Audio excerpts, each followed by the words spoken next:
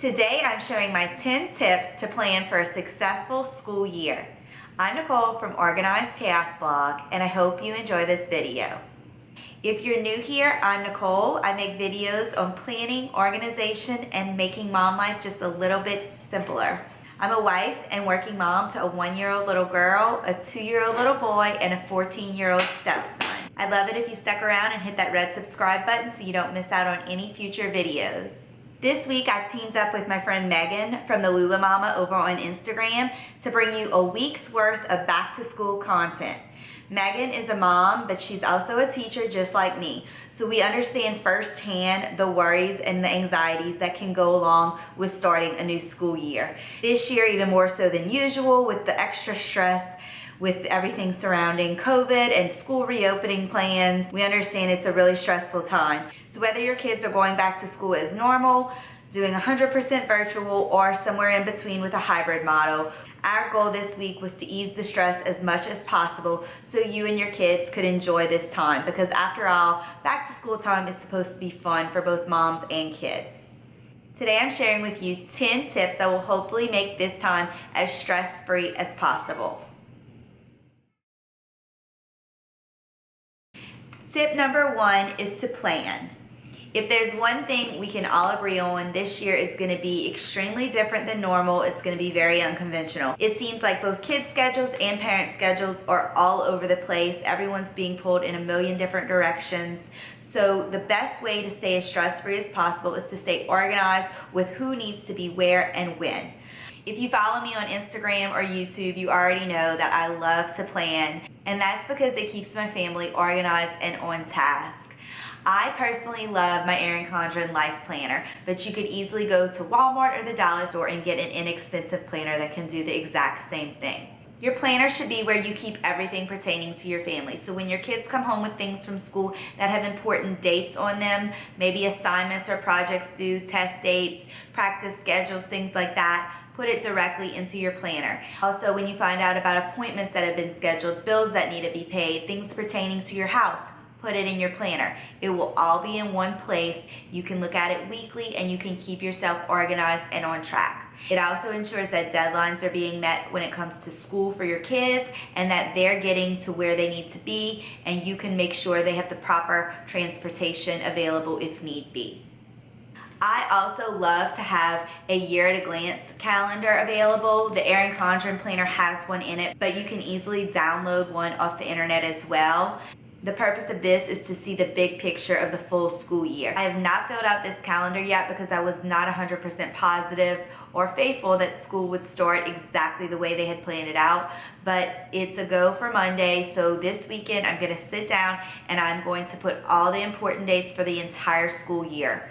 Things like half days or off days, holiday breaks, maybe parent-teacher conferences. So all of that information is in one place for me to reference throughout the entire school year. Tip number 2 is to have some sort of family command binder that houses all your important information for your family. I just got a plain 1-inch binder from Walmart. Inside I have a section for each of my kids. I also have a section for my meal plan and a section for our family budget. When important papers come home from our kids' teachers that I know I want to keep for future reference, I put it in the binder under the child it pertains to. That way if I need to reference it throughout the school year, I know exactly where it will be. Another great thing that I love to keep in the front of this binder is a cheat sheet of all the information that I will need to fill out forms. If you're a mom, you know that at the beginning of the school year, you get forms coming home from everyone that seem to all ask for the same information. Phone numbers to your work, address to your work, important contact information, medical information for your kids. So instead of having to look all that information up over and over, write it down once, put it in the front of the binder, and it's there to reference for every form you have to fill out. Tip number 3 is to declutter before the school year begins. Every summer before the new school year begins, I like to go through our kids' bedrooms and closets and clean out anything that doesn't fit anymore, any toys they don't play with anymore, any things they don't use. That way they go into the school year with a clean and organized space. This helps on busy school mornings because they can get up, they can get dressed, they know everything that's in their closet fits, and they don't have to dig around and find things. I also like to declutter our pantry, our fridge, our laundry room, any high traffic areas in our house that I know will easily get cluttered up during the school year. I like to make sure I start off with a fresh, clean slate and everything is organized. Tip number 4 is to establish good morning and evening routines. I don't know about you guys, but if your family is anything like mine, routines have been pretty much non-existent for the past few months. My biggest piece of advice when it comes to routines is to start practicing them early. So for us, school technically doesn't start for my stepson until Monday. I went back to work last week and the kids started back at daycare, but we started practicing our morning and evening school routines about a week and a half ago, just so when that first day of school actually rolls around, everyone is already familiar with the routine and all the kinks have been worked out. One great way to get routines up and running is to make a checklist or a visual aid for your children to follow. So for older kids, you might want to do a dry erase board with the list of tasks that they can check off as they get done. Younger kids work better with visuals, so maybe print out pictures of the things you want them to do so they can look at every morning until they get into the routine on their own. Having a good morning and evening routine will go a long way into making mornings less stressful, less chaotic, and making evenings go smoothly when it seems like you need to get a million things done. It also ensures your kids are going to bed at a decent hour, and trust me, as a teacher, that's one of the most important things you can do. I did a blog post earlier this week all about our morning and evening routine and tips I have for creating a successful one, so I'm going to leave the link in the description box for you to check out. I know the first few weeks of school are usually pretty chaotic around here. We're trying to get into the swing of things and we're all pretty tired. So the last thing I want is to be running to the store every few days for things we need around the house. So usually in the summer, I like to go to Sam's or Costco right before the school year starts and stock up on anything I think we might need, from snacks for the kids to toilet paper and paper towels, dishwashing detergent, laundry detergent, all those basic household items that I know I can buy in bulk and store to have throughout the year. Tip number 6 is to set up snack bins. So going along with buying all of our snacks in bulk, what I do is I set up snack bins in the pantry. If your kids are anything like mine, the second they come through the door, the first thing they want to do is snack. So they know they can go directly to the bins in the pantry and get some snacks. Even my 2-year-old goes and helps himself to snacks, and he'll even give his little sister snacks while she's sitting in her high chair. I love having this system in place because typically when the kids are having their snack, that's when I'm getting dinner prepped. So one less thing I have to help them do gives me more time to get dinner on the table, and then we can all spend time as a family afterwards. My biggest tip when it comes to the snack bins is to only put enough snacks for the week. So like I said earlier, I like to go to Sam's and buy really big boxes of snacks. I've learned the hard way that if I put the entire box in the pantry, they will be gone in less than a week. So what I do is every Sunday, I take the box of snacks, I fill up the bins in our pantry with just enough snacks for the week, and then I hide the rest. That way I know the snacks will last as long as they're intended to last. And my kids and my husband won't eat them all.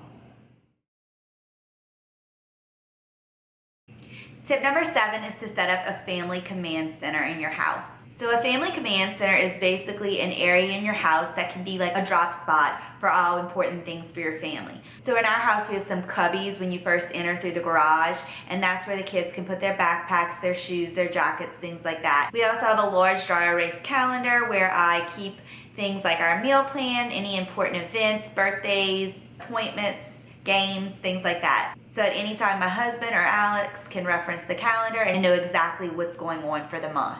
Another great thing to have in a family command center is some kind of drop station where you can put bills that need to be paid or mail that needs to be opened, just so the rest of the house doesn't get cluttered up and nothing can get lost or misplaced. Tip number 8 is a weekly reset. I got this idea from Samantha over at Happily a Housewife, and I've been doing it for several years and I absolutely love it. A weekly reset is a set of tasks that you do every single week to prepare you for the upcoming week. So I typically like to do mine on Saturday and Sunday, so that way when I wake up on Monday morning, I know my week is going to run smoothly and everything is prepared and ready to go. So tasks that I like to do as part of my weekly reset include things like planning out the week, meal planning, grocery shopping, cleaning out my car, cooking a big meal that can last a few days, and also prepping meals in advance that I'm planning on cooking later in the week. Doing all those big weekly cleaning tasks like vacuuming, mopping, cleaning bathrooms, as well as making sure all the laundry in the house is washed, dried, folded, and put away. Pretty much anything I can do in advance, I like to do on the weekends. Because one, I'm not a morning person, so I know I'm not gonna get up before work or school and get things done. And two, in the afternoons, things are just crazy as it is, and I wanna spend the little time I have with the kids as much as possible. So I don't like to be busy doing things that I could have done over the weekend while they were napping or playing outside. Tip number 9 is to set up a homework station or a virtual learning station for your kids. It's so important for kids to have an area in the house designated for them to do their work that's distraction free. So you want to make sure this area, if at all possible, is away from the TV or away from little brothers and sisters who are running around like crazy making lots of noise. I know in our house we don't have lots of extra room, so we got a small little corner desk for Alex's room so he can go in his room, close his door, and get his work done. You also want to make sure all the materials your kids are going to need are readily available. Trust me when I say kids will find any excuse to get out of doing work. So if they need to get up 100 times to get a pencil or markers or paper, they will, and it will take much longer to get work done than necessary. So make sure you have all of the materials they will need to do their work in one spot for them to easily access while doing schoolwork. This year, there are going to be so many kids doing virtual learning at home, so you also want to make sure that they have access to power outlets near their workstations so that their computers don't die in the middle of a lesson with their teacher. I'll put a link to the blog post I did this week in the description box so you can check it out. In it, I tell you all my tips and tricks for working with small spaces, as well as things you can buy that won't break the bank to help create a successful work environment for your kids at home. Tip number 10 is to have a positive attitude and enjoy this time as much as possible. We all know our moods affect our kids' moods. Personally, when I'm in a bad mood, the whole house suffers. So try to stay as positive as possible for your kids because they are going to feed off of your energy. Put on a happy face. If you're not having the best of days, fake it till you make it. Do your best to enjoy this time because your kids are only little and in school once. And I personally think that the time goes by way too fast, and in a few years you want to look back and hopefully remember the good times and not the bad times. You want your kids to have the best possible experience in school, so make the most of what you have to work with.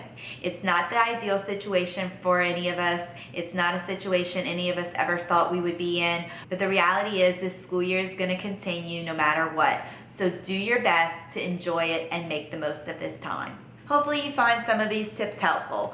I wish you and your kiddos the best of luck going into this new school year. If you like this video, do me a favor and hit that thumbs up button and don't forget to subscribe. Thanks for watching and I'll see you in the next video. Bye.